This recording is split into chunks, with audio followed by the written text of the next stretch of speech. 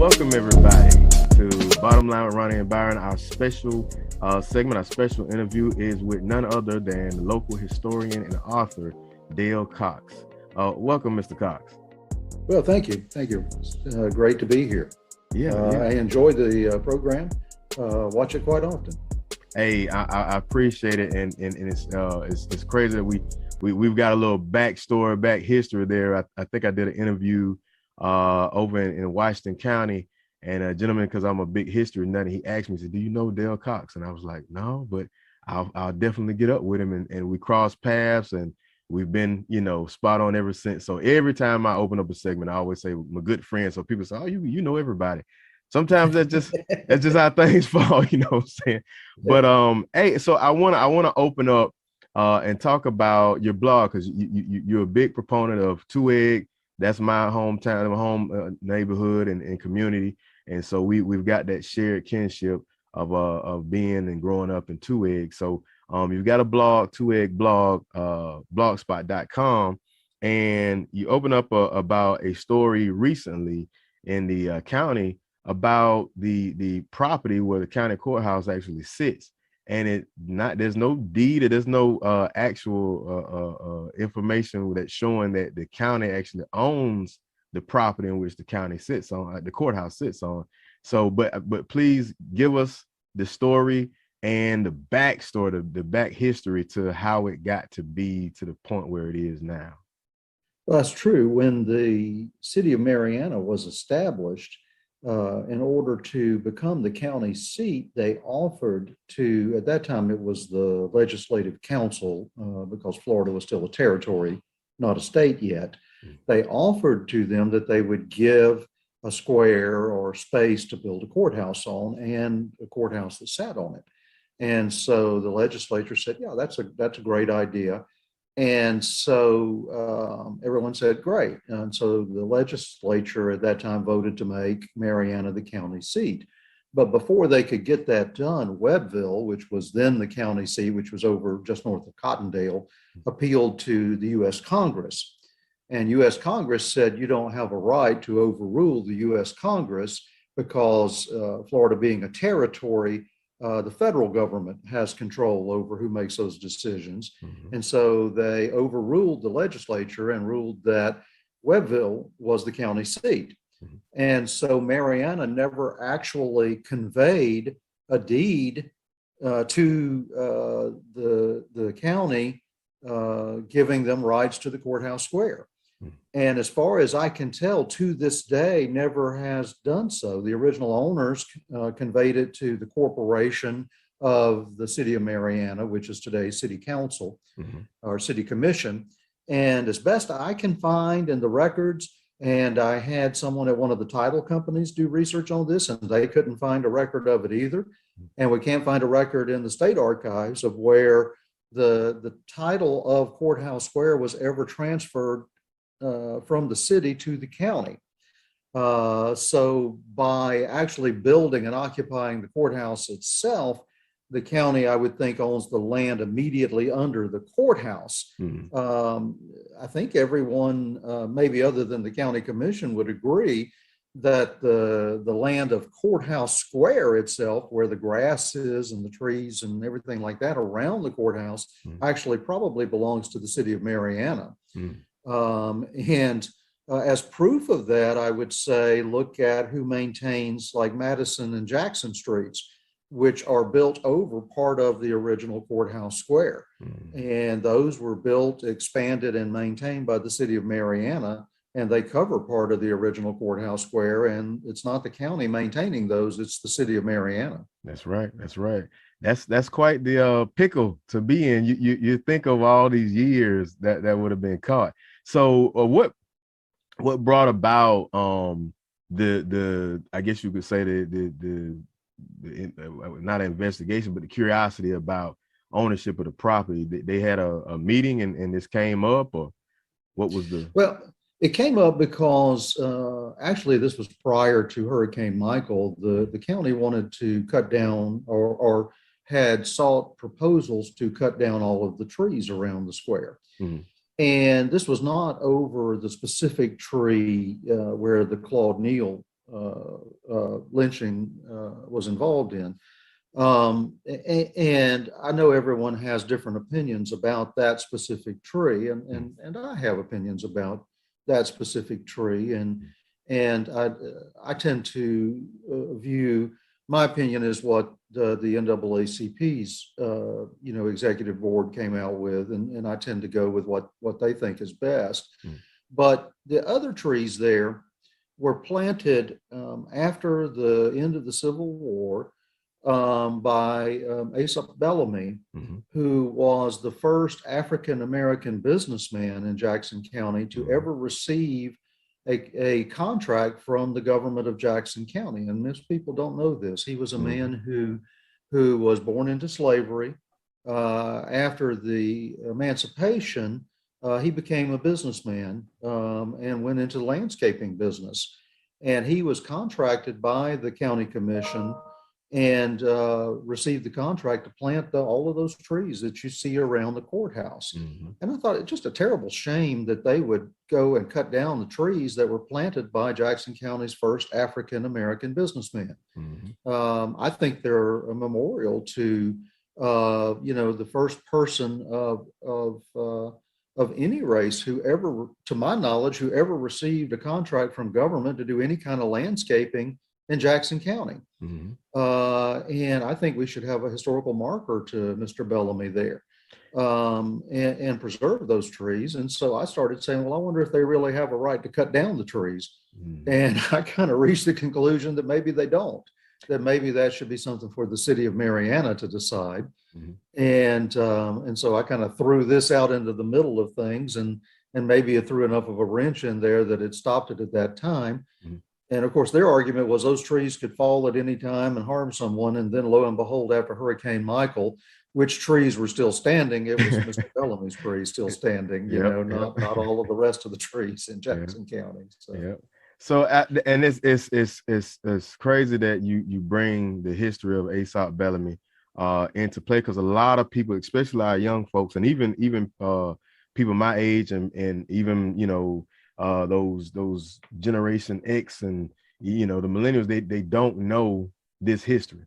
And I was a part of that circle that gave my opinion, in regards to the removal of the Claude Neal tree. Now, I'll say that I was in disagreement with you, because for me, it represented an act of terror.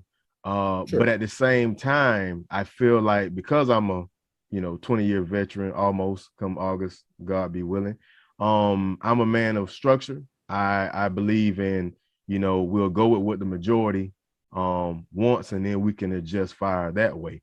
So in kind of looking, when I saw your blog and I saw the comments on Facebook, and I went down, I said, well, you know what?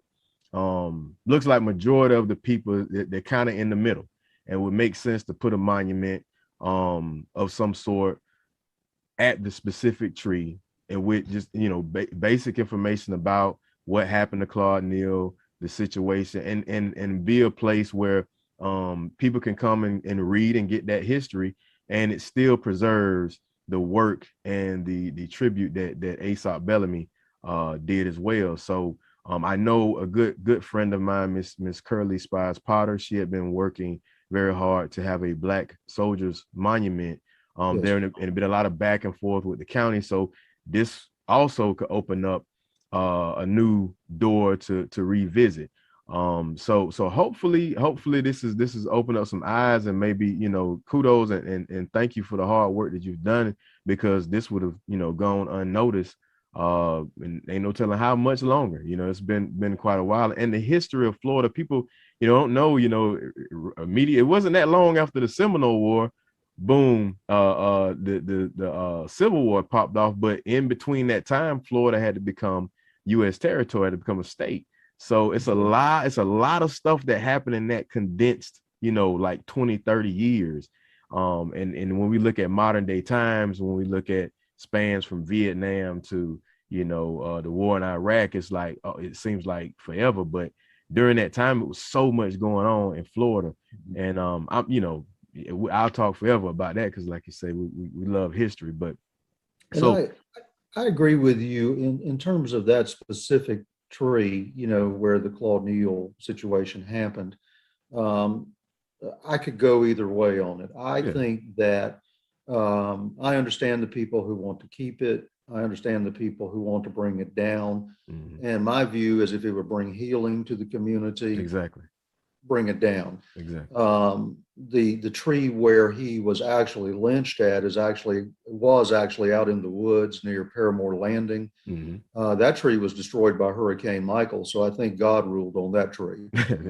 And I'm fine, and I think there needs to be a marker or a monument out there, Hmm. at Paramore Landing as well, telling Hmm. what happened there. Hmm. And I felt like things have been hidden Hmm. long enough either way. Hmm.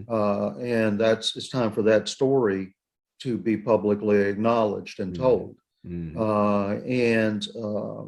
Either way, Hmm. I felt like that the impacted community needed to have a chance to speak. Hmm. It's And I wanted to see the rest of the trees, whatever happened with that tree. I hmm. wanted to see the rest of the trees saved. Hmm. And I think there needs to be acknowledgement and a monument or a Hmm. marker, Hmm. interpretive panels for that story. And I think there needs to be acknowledgement of what Aesop Bellamy did too. Hmm. And I think there's, just as we're talking here, there's a way for every viewpoint to be, not there, there shouldn't be two viewpoints on what happened with Claude Neal, but Hmm. uh, there should be a way for the trees in front of the courthouse to be preserved. There should be a way to acknowledge the Claude Neal story, and there should be a way to acknowledge the Aesop Bellamy story or Aesop Bellamy story. And I think all of that can be done. And yes, it can. It can be done, and that's the what we're trying to get to is a point Mhm. that I'm contrary to popular belief or what negative may get put out about me. I'm a unified. Right, I believe in bringing people together, right, and you can't heal and you can't move forward if you don't get to the root of the problem and address it. exactly. And that don't matter if it's whether it's in your own family, whether it's between you and a friend or a spouse. If you don't get to the root of that problem, you can't heal and you can't move forward. And no It matter what, remains, it's a festering wound if you don't. it festers. And no matter what, as long as we even in, I hate to go into that realm, but even in politics, if you're Yes. pulling left and I'm pulling right, hey, we're still making a step forward. We Mhm. don't go backwards, and that's the whole point. So once again, thank you for the work on that. But when we talked about, we got into the Seminole War, we got into talking about the history of Florida. So that gives me a great segue to talk about a festival, a big festival that you have planned and is coming up in April, I believe, and it's the Yes. Pirate and Heritage Festival. Tell us about this festival, because you got me psyched up. So I'm wanting to, dress up in some. I want. Either I'm gonna be Juan Caballo or John Horse or somebody. I want to be a Seminole Well, or something. And I know it might not match with pirates, but hey, I want to get off into it. So tell us about the festival that you got coming up. well, and it does match with Pirates, and that's what's neat about this. Mm. Is this event is going to be April 1st and 2nd Mm. at Three River State Park in Sneads, and it is the Pirate and Heritage Festival. And we are commemorating the life and times of William Augustus Bowles. Mm. And he was a pirate and adventurer who lived actually here in Jackson County for a time. Mm. Lived, we call it in the suburbs of Two Egg. And he lived over on what is now Lake Seminole, but over on the big river, the Chattahoochee River. Mm-hmm. And he married the daughter of a Creek Indian chief there, Seminole chief, named Thomas Perryman. Mm. And what was really unique about Bowles is that his crews were made up of Black Seminoles, of Lower Creek Indians, of Seminole Indians, and of some white adventurers from the Bahamas, and even a few Spanish refugees who had deserted from the Spanish garrisons at St. Mark's and Pensacola. So he pretty much had the great melting pot going on in his pirate cruise. Mm. And he sent ships out onto the Gulf of Mexico, and they attacked the ships of Spain. he had a real gripe against Spain, so he would go out and attack Spanish merchant ships and even battled, the warships of Spain. Mm. And so his lifetime was really a time of great adventure. It went on from in this area from the 1770s up to about 1804, 1805. And so we're going to recreate that time period. And we've got an original vessel of that time period coming in. We're inviting reenactors to come, including you're going to take part in that. And we're going to arm you with a musket of that time period. And we're going to have some fun. And we've got Seminole Indians and Creek Indians, and we've got Black Seminoles and Spanish soldiers and boat crews, and cannon firing is going to take place, and musket firing. And it's going to be a wild time. And we invite people to come and learn about what life was like during that time period. We're going to teach about what the Black Seminoles, what their lives were like. And these were great individuals who, when people look back on history, a lot of times they think, well, I don't want to look back because that was all about slavery and all of that. But these were great people. These were people who Bowles would send the Seminole and the Creek Raiders up into Georgia, and they would help people who were living enslaved on the plantations escape and come down to Florida where they could live free. And they would join his crew and take up arms and then fight for freedom. I'm glad why they were joining his crews. And so this was the first real fight for freedom in our part of Florida. There you go. And some people might have heard of Fort Mose over outside of St. Augustine, where people were doing the same over there. Well, they were doing it over here. Yep. As part of Bowles's cruise. Yep. And so we're going to have all that. We're going to have, live music with some great band out of Chattahoochee. Some of them I've heard them play at some of the events at the farms at Two Egg there. And Isaac and his guys are going to come and perform. And he's a descendant of some of these Maroons or Black Seminoles. And we're going to have food. We got anything you'd want at a festival, including a boat parade or regatta right up the lake. But it's going to be a great time, April 1st and 2nd. And I think everyone's going to enjoy it. Cool. And it'll be a $3 entrance fee per vehicle, everybody. So, and Mr. Cox, we got to bring you back later on, the closer we get to the festival, so we can let people know. Just a tidbit, it is Black History Month. So, I gotta throw it at everybody. If you paid attention to what Mr. Cox just said, the Underground Railroad, I know with movies and with, everything that goes on, everybody, the concept of everybody escaping and going up to the north. But a lot of people, instead of going to where it was cold, they went to where it was warm, and they came down to Florida because it was a free territory. I believe around that time, correct me if I'm wrong, Alabama and Georgia weren't made states at that time. So a lot of Black people here, you may have a history of Seminoles and not even know it. You may have been here before slavery even came, and you may not have a descendancy of slaves, and you may do or don't, right or wrong. It doesn't make it good or bad. I'm just saying that digging into your history and like you said before, thinking that everything in the past was just all about slavery, it's not something to shy away from, because your ancestors, whether they were slaves or not, they didn't suffer, they fought through it. So I'm telling you, it's a lot of rich history when it comes to Florida in this area. And the first bloodiest battle was right on Chattahoochee River. So, and it's kind of sad that history in a whole has gotten thrown under the bus in our school systems because of the standardized testing. Reading, writing, arithmetic has been at the focal point, and to all of this land here, was Seminole, So, and our kids have no clue of that. That was probably one of the biggest, some will argue, the largest slave rebellion of American history. So that's just something to throw out there, everybody. If you can find some readings, get you a book on the Seminole War, or you could get you a book by Dale Cox. He's got many. How many books do you have? But I want to speak about the first one, The Fort at Prospect Bluff. I got my own copy. So make sure you get that copy of the book. And I'm pretty sure I'm trying to get on his level. How many other books do you have out there, Mr. Cox? I have 19. Wow.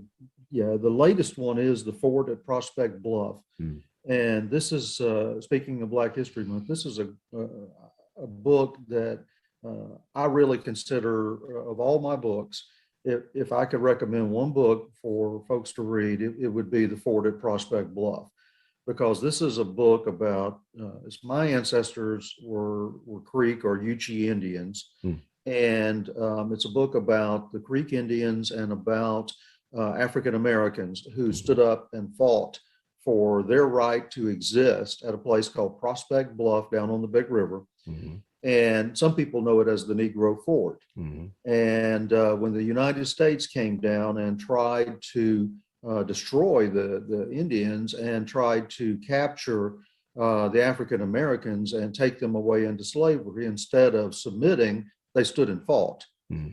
And it resulted in a 7-day long battle at this fort that ended with the deadliest cannon shot in North American history. 270 men, women, and children died there. It's a remarkable story of how people stood and fought rather than submit. And we're talking about 40 years before the Civil War, and people know about, the USCT, the U.S. Colored Troops. They know about the Buffalo Soldiers, but they don't know about Garcon and the men and the women who stood to the guns at Prospect Bluff, which is right here near us. And it's an incredible story. And it's a story where our ancestors, some of whom were dragged away in chains, but before they were dragged away in chains, they stood and they fought for freedom. And because they did, it inspired way up in New England the abolitionists to begin their movement. It inspired Frederick Douglass. It inspired Abraham Lincoln knew this story. Yeah. It John inspired Brown. Harriet Tubman. It inspired people like that who began the fight that eventually did lead to freedom for everyone. And it's a story that if you live in this area and you don't know this story, you will want to know this story, and you will be shocked when you find out, what happened there. And it will change your view of when you go back in time and you wonder why they didn't stand up. You'll find out that they did. And you'll be proud of them for what they did. And they might have lost the battle, but they won the war. And that's what counts in the long run. Hey, we could go on for ages and talk about this rich history, but one thing that I want everybody to know, and I tell my soldiers this all the time: don't believe a word I say. Look it up. Right. We're not just making this, not hearsay. We're not making this up. This is real, actual, factual history. And you need to know, because once you know, it opens your eyes to something bigger. And it gives you a sense of pride of that history, of where you come from. And hence, we don't want our young folks to leave and go do great things and don't come back home. They can do those same great things right here. So it starts with a step. Those that did it in the past inspire others, and we want to inspire our youth and inspire the next generation for this area. So thank you again, Mr. Cox. And like I said, we got to bring you back. The closer we get to the festival, to let people know that it's coming, and to come and enjoy themselves and soak up some rich history, because it's all one big circle. I'm big on Emancipation Day, the festival and the history behind it, because once again, it brings us back to that rich Florida history, that rich local history. And it's just, trying to get history back into the focal point, because knowledge of self and knowledge of one's background and one's upbringing, it has a very gravitational effect to the psyche, to how you walk and how you talk. Real quick, I've been across this planet twice, and I've met someone from Sneeze and someone from Malone. And you would think I'm in Africa, I'm in Kuwait, and in a line, somebody that I'm training, somebody that I'm training from, Yeah. So it's a small world and you never know who you may meet. So hey, take that and everybody list, get that book, The Fort at Prospect Bluff. Also make sure you go check out Dale Cox's his blog. That's 2eggblogspot.com. Three Rivers Pirate and Heritage Festival will be April 1st and 2nd. And I have the information it'll be on the screen. So make sure you enjoy that and partake in it. So thank you again, Mr. Cox, for coming on the show, and we'll have you. Had a great time. All Had right. a great time. All right.